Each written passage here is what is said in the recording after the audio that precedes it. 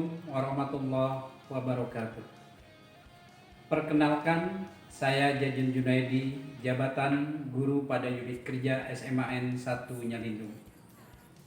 Saya memiliki tugas pokok dan fungsi merencanakan dan melaksanakan pembelajaran bermutu, menilai dan mengevaluasi hasil pembelajaran, serta melaksanakan perbaikan dan pengayaan.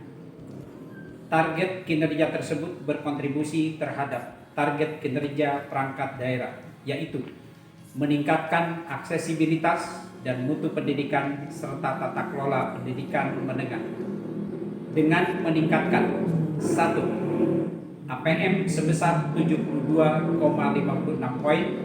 2. Nilai mutu pendidikan SMA sebesar 6,59 poin. 3.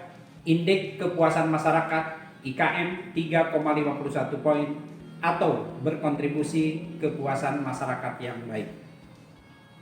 Target kinerja ini juga berkontribusi terhadap target kinerja gubernur, yaitu meningkatkan aksesibilitas dan mutu pendidikan dengan meningkatnya rata-rata lama sekolah 8,5 tahun dan harapan lama sekolah 13 tahun. Seluruh target tersebut telah dituangkan dalam perjanjian kinerja dalam rangka terwujudnya Jabar Juara lahir batin dengan inovasi dan kolaborasi. Saya ASN Provinsi Jawa Barat, paham tupoksi dan paham kinerja. Wassalamualaikum warahmatullahi wabarakatuh.